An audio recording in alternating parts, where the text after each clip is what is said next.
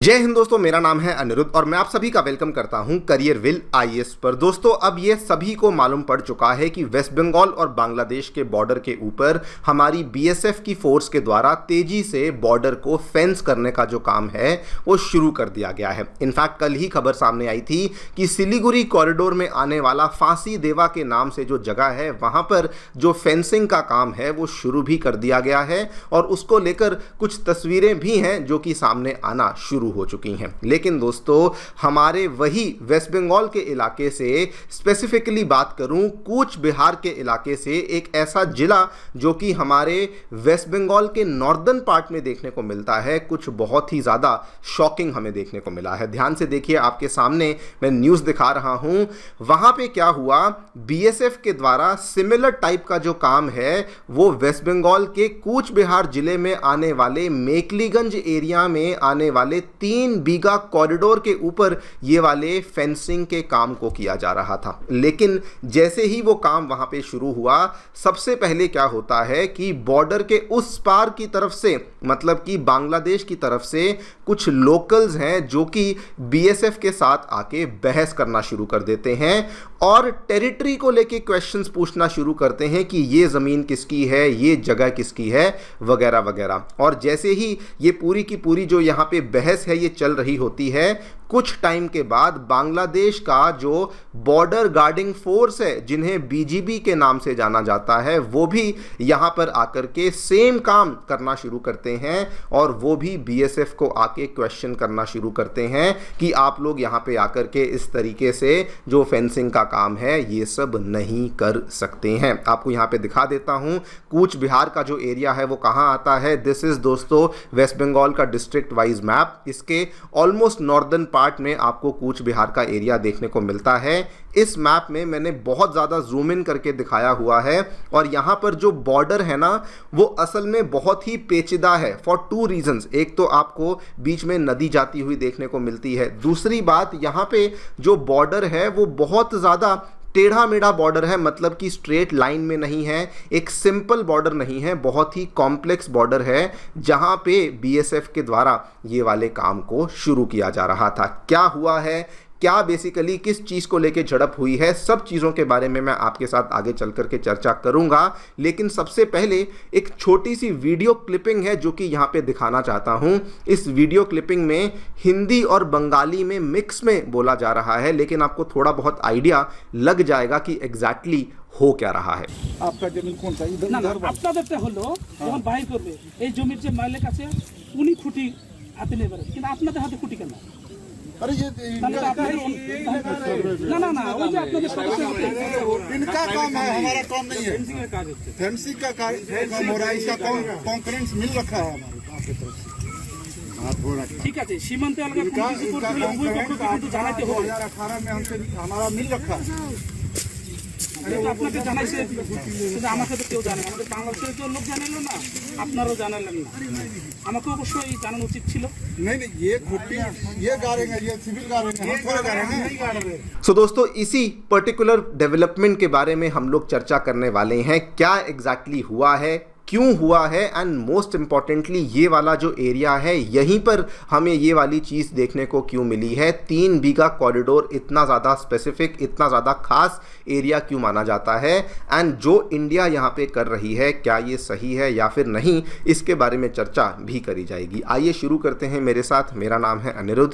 यदि आप लोग हमें फॉलो करना चाहते हैं तो दिए गए टेलीग्राम चैनल के माध्यम से ऐसा कर सकते हैं। All right, directly coming to the news, क्या देखने मिला है दोस्तों। जैसा मैंने आपको बताया, इंडिया बांग्लादेश के सीमा के पास में स्पेसिफिकली बात करें 3 बीघा कॉरिडोर और दहग्राम अंगार पोटा एनक्लेव, ये दोनों ही एरियाज हमारे वेस्ट बंगाल के मेकलीगंज एरिया में देखने को मिलते हैं। वहां पर बेसिकली बीएसएफ और बीजीबी के बीच में हमें एक कॉन्फ्रंटेशन देखने को मिली। हो क्या रहा था, सबसे पहले जो हमारी बीएसएफ है वो क्या कर रही थी, अगर दोस्तों इस तरफ इंडिया है, इस तरफ बांग्लादेश है, इन दोनों के बीच में आने वाली जो सरहद है, जो बॉर्डर है, उसे टेक्निकली जीरो लाइन कहा जाता है, मतलब कि that is the actual international border.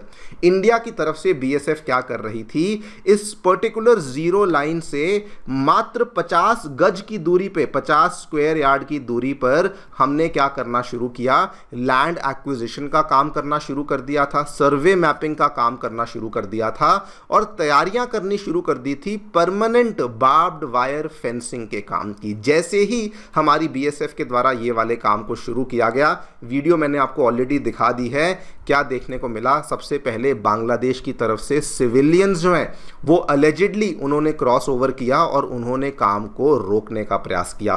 कुछ टाइम के बाद, पहले तो सिविलियंस आए, लोकल्स आए, कुछ टाइम के बाद बांग्लादेश की तरफ से, जैसे हमारी बीएसएफ है, उनकी बीजीबी है, उनके कुछ अधिकारी आए और वो लोग भी आकर के कहने लगे कि इस जगह के ऊपर आपका हक नहीं है वगैरह वगैरह, और आप जो भी काम यहाँ पे कर रहे हैं ये जस्टिफाइड नहीं है। और उसके बाद उन्होंने डिमांड किया कि इंडिया के द्वारा इस पर्टिकुलर एक्टिविटी को इमीडिएटली रोक दिया जाए। अब बीएसएफ ने इस चीज को लेकर क्या किया, दो तरीके से दोस्तों इस चीज़ को लेकर जवाब दिया गया। सबसे पहले तो इंडिया ने अपने काम को रोकने से इनकार कर दिया। बीएसएफ ने बल्कि काम को रोकने से तो इनकार किया ही किया, बल्कि जो सर्वे टीम्स थी उनको सिक्योरिटी कवर भी देना शुरू कर दिया कि आप चिंता मत करिए, आप अपना सर्वे जारी रखिए और कोई भी आपको यहाँ पे तंग नहीं करेगा। लेकिन इसके साथ में टेंशन्स इतनी ज़्यादा बढ़ चुकी थी कि शाम होते होते, ये सब कुछ कल देखने को मिला, शाम होते होते दोनों साइड्स के द्वारा टैक्टिकल पोजीशंस को ले लिया गया था और जो वहाँ पे माहौल था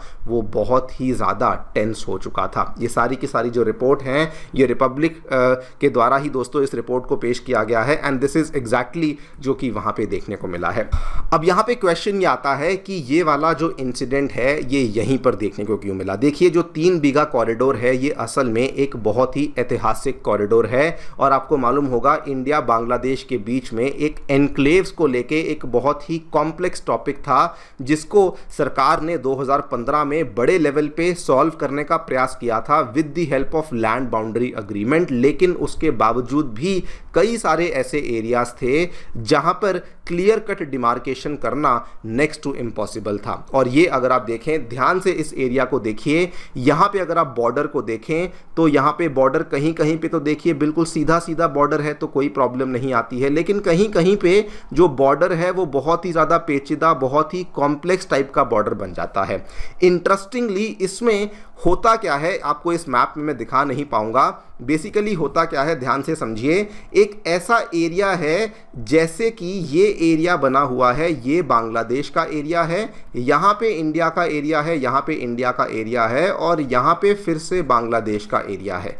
अभी तक क्या हो रहा था कि बांग्लादेश के जो लोग थे वो इन दोनों एरियाज में खुलेआम आसानी से आवाजाही कर रहे थे, लेकिन इंडिया ने इसी चीज़ को रोकने के लिए इन पूरे के पूरे एरियाज में फेंसिंग के काम को शुरू किया। और यही मेन रीज़न है जिस वजह से यहाँ पर जो आप देखें लोकल्स की तरफ से पहले प्रोटेस्ट होना शुरू हुआ और धीरे धीरे बीजीबी भी वहाँ पे आकर के इस चीज़ को लेकर बहस करने लगी। ये पूरे के पूरे एरिया का नाम दहग्राम अंगारपोटा एनक्लेव है जो कि हिस्टोरिकली बांग्लादेशी एनक्लेव था सराउंडेड बाय इंडियन टेरिटरी।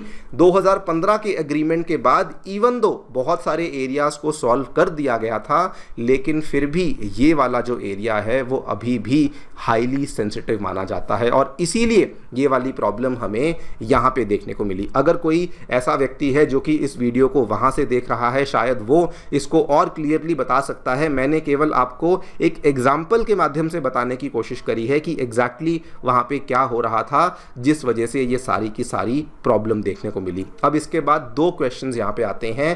पहला क्वेश्चन तो कि क्या ये केवल यहीं पर होता है? जी नहीं दोस्तों, ऐसे इंसिडेंट्स हमें दूसरे एरियाज में भी देखने को मिलते हैं। माल्डा में हमें पिछले साल, इवन उसके पिछले साल जब मोहम्मद यूनुस की इंटरिम गवर्नमेंट बांग्लादेश में आई थी, ऐसे इंसिडेंट देखने को मिले थे। इवन अगर मैं दक्षिण दिनाजपुर के एरिया की बात करूं हूँ, वहाँ पर भी अगर आप देखें तो हिली बलूर घाट के एरिया में हमें इस तरह के इंसिडेंट्स बार बार देखने को मिलते हैं। लेकिन फिर वहीं पर सेकंड क्वेश्चन ये आता है कि क्या जो इंडिया कर रहा है यहाँ पे, जो हम लोग इतनी ज़्यादा फेंसिंग का काम कर रहे हैं, बॉर्डर को प्रोटेक्ट करने का काम कर रहे हैं, क्या ये सही है?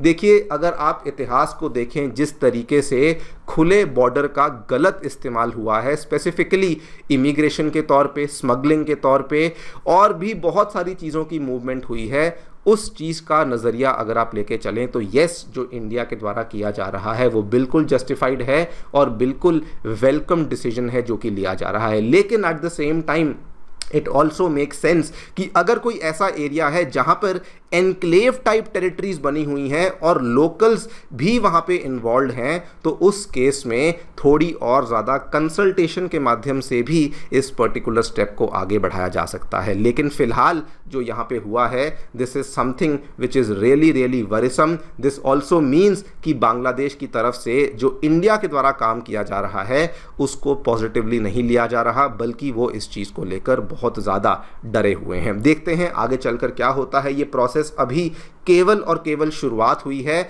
अभी आने वाले कई सारे महीनों में जहां जहां पे ये फेंसिंग नहीं हो रखी थी, उन सभी एरियाज में फेंसिंग होगी और ऐसे बहुत सारे और भी मुद्दे सामने आएंगे। जो भी होगा आपके सामने पेश करेंगे। मेरी तरफ से फिलहाल इतना ही। Thank you so much for listening. Stay tuned and